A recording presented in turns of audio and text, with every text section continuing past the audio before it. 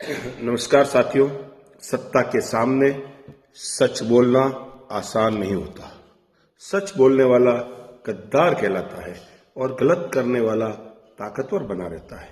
रामायण में ऐसा ही एक पात्र है विभीषण। विभीषण रावण का भाई था, लंका का मंत्री था, सत्ता के केंद्र में था। उसके पास सब कुछ था, सम्मान, पद, सुविधा, लेकिन फिर भी उसने सच का साथ चुना। जब रावण सीता हरण के बाद अहंकार में डूब गया, तब विभीषण ने बार बार समझाया, यह अधर्म है, यह विनाश की ओर ले जाएगा। राम से क्षमा मांगो। लेकिन सत्ता में बैठे अहंकारी लोग सलाह नहीं सुनते। रावण ने विभीषण की बात नहीं सुनी, उल्टा उसे देशद्रोही कहा। यहीं से रामायण का सबसे बड़ा राजनीतिक सबक शुरू होता है। विभीषण के सामने दो रास्ते थे। एक, गलत जानते हुए भी सत्ता के साथ खड़े रहो। दूसरा, सब कुछ छोड़कर सच के साथ खड़े हो जाओ। विभीषण ने दूसरा रास्ता चुना।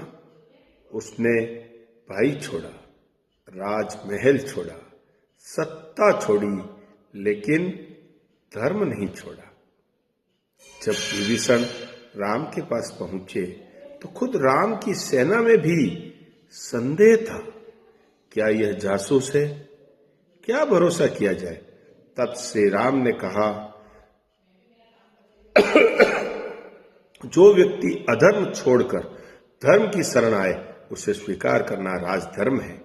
यहीं पर सच्चा नेतृत्व दिखता है। अब इसे आज की राजनीति से जोड़िए। आज भी जब कोई व्यक्ति अपनी ही पार्टी, अपनी ही सत्ता या अपने ही समूह के गलत फैसलों पर सवाल उठाता है, तो उसे क्या कहा जाता है? गद्दार, एंटी, देश विरोधी। लेकिन सवाल यह है, सत्ता के साथ खड़ा होना देशभक्ति है या सच के साथ खड़ा होना? रावण के पास पूरी ताकत थी, सेना, सोना, शक्ति, लेकिन उसके पास एक चीज नहीं थी, आत्मसंयम। विभीषण के पास कुछ नहीं था, लेकिन उसके पास नीति थी, विवेक था। रामायण हमें सिखाती है, जो सत्ता सच से डरने लगे उसका अंत तय है, और जो व्यक्ति सच के लिए अकेला खड़ा होने की हिम्मत रखे, इतिहास उसी को सम्मान देता है।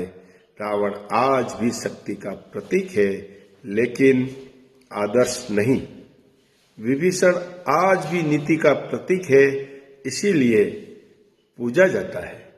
आज देश को विभीषण चाहिए, जो गलत पर ताली न बजाए, जो सत्ता के सामने सच बोले, क्योंकि राष्ट्र आगे बढ़ता है हाँ में हाँ मिलाने से नहीं, बल्कि सच स्वीकार करने से। अब सवाल आपसे है, क्या आज सच बोलने वालों को विभीषण की तरह अकेला कर दिया जाता है, या फिर हम सच को सुनने के लिए तैयार हैं? कमेंट में अपनी राय जरूर लिखिए। इस वीडियो को अधिक से अधिक सब्सक्राइब करें। भारत माता की जय।